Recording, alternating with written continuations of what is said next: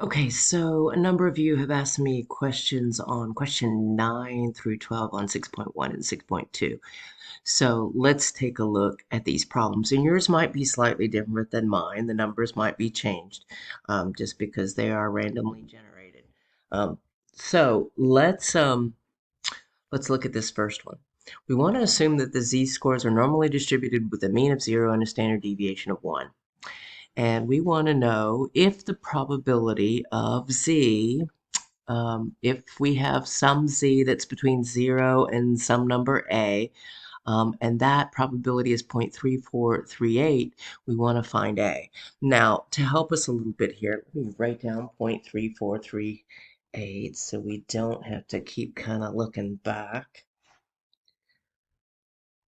All right, and then I want to go over to a Word document and let's just draw a normal curve for a minute so we can understand why I'm doing what I'm going to do here. Okay, so, and for some reason it just doesn't want to. Maybe I got to hit that. There we go. So I know my drawing of a normal curve is not going to be real pretty, but you can imagine. It's nice and symmetric, even though mine's a little bit off. All right, now our mean of 0 is right here. And then we have some value a out here to the right of 0. And we've been told that this probability between here and here is 0.3438.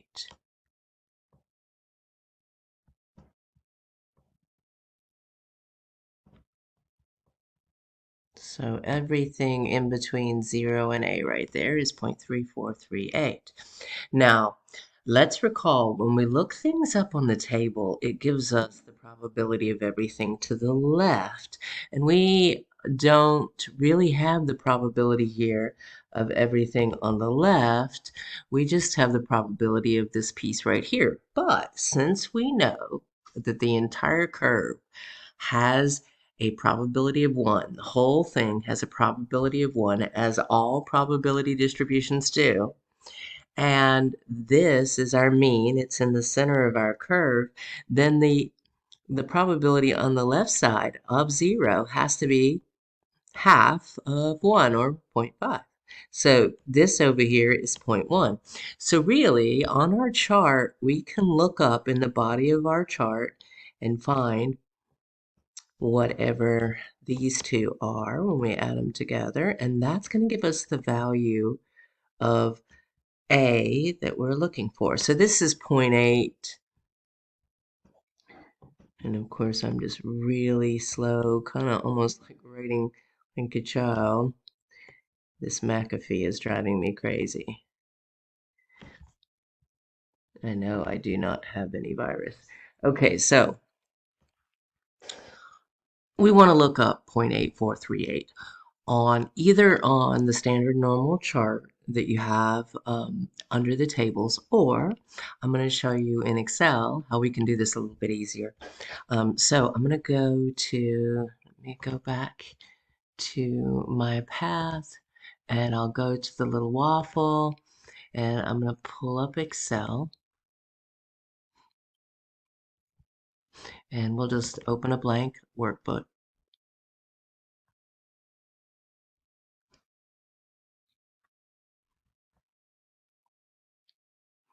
Maybe.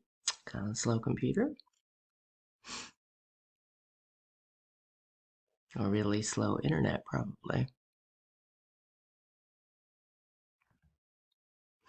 All right, now it doesn't matter which cell I decide to use. So I'm just going to click in a cell and I'm going to go equal norm.s.inb. Now this is the inverse function, and it goes to our normal table and pulls back from a probability. So let's see what our probability was again. It was 0.8438. So let me go back to my Excel 8438.8438, and up something is off there. Let me get this darn thing off the screen. I don't know if I made a mistake as I was typing it.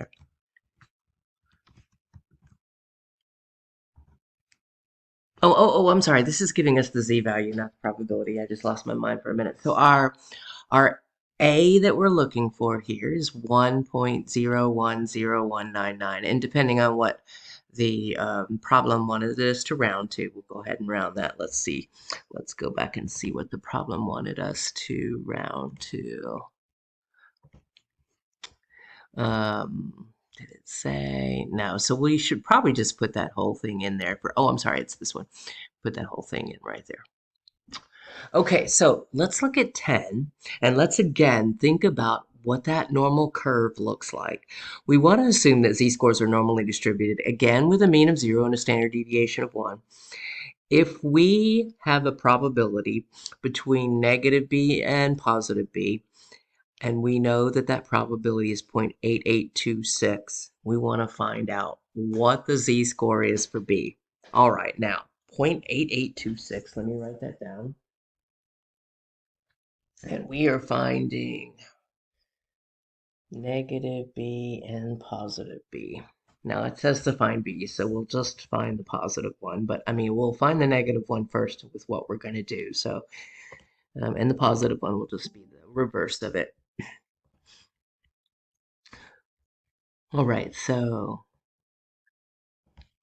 let's draw that normal curve again. And what we've got is this value negative b, and we've got this value positive b. And we can assume that it is symmetric because it is the normal curve. And this is the area 0.8826 right here is this area right here, this probability. Now, we need to be able to look up the probability, and we want the probability from here over, and we just have to here. So we need to figure out what this probability is. Then we can add it to this one, and then we'll be able to look it up using that inverse function that we just used, and it'll give us the value of b. Or we can find whatever this little tail is and look just the tail up, and it'll give us the value of negative b, and positive b will just be the opposite in sign. So here's what we need to remember. This whole curve has a probability of 1. So these two tails over here that we don't know are symmetric. So let's first see what's left over when we subtract off this middle area, 0.8826.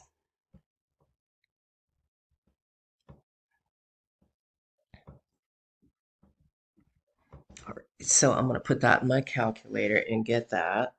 1 minus 0.8826, 0.1174.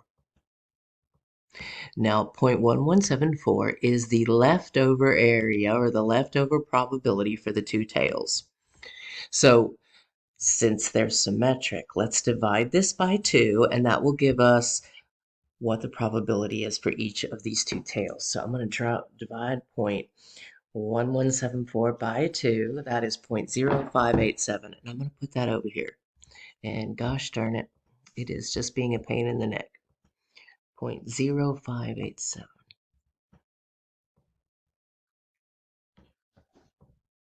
Now, I could, if I wanted to, add this 0.0587 to the 0.8826 and then put that into my Excel function and it would spit out B. But let's, boy, that's annoying.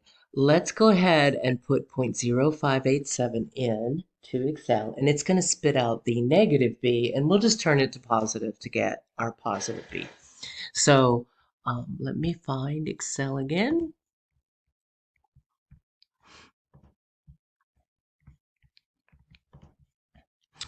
And we're going to go equal norm dot inv dot s dot inv, and we're going to stick in 0.0587. And you'll notice it gives us a negative z-value. That's our negative b. So the positive b that the problem is asking for is 1.56578. Now both 11 and 12 are the same idea, so we'll just do 11 because it will give you the idea of how to do 12. Let's notice both of them have a probability of a z-value greater than what we're looking for, and we have the probability as 0.0101. When we see greater than, we know it's going to be the right side where it has the probability of 0.00101. So let me write down that probability, 0.0101, and that it's greater than. And let's go back to drawing that normal curve and thinking about it. So, and let's see if this thing's going to let me. I think I have to get out of draw to kind of move it down. Yeah, there we go. Now I'll go put draw back. Okay. So in this particular instance,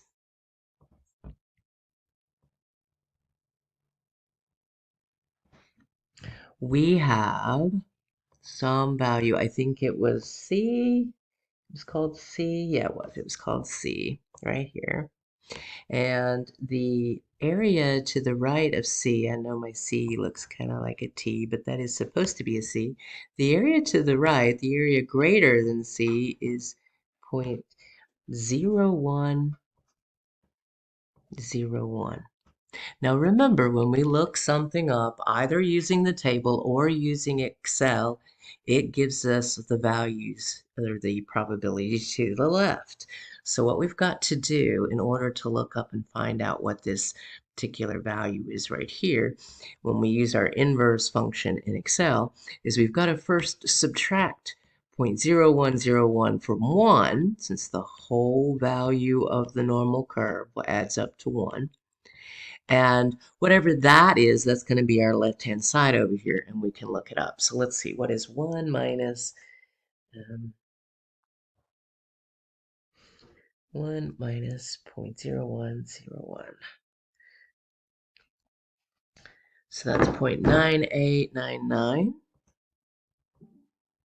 So we will use our inverse function to get the z-value that goes with 0.9899.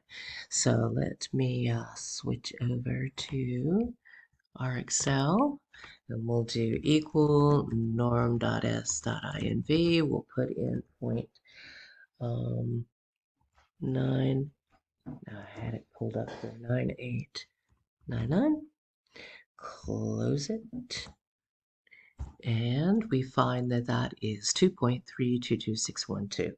So that's the value we would plug into our original problem back here. And I would put the whole thing in when you use Excel, as long as it's not asking to be rounded. Go ahead and put that whole Excel value in that you get there.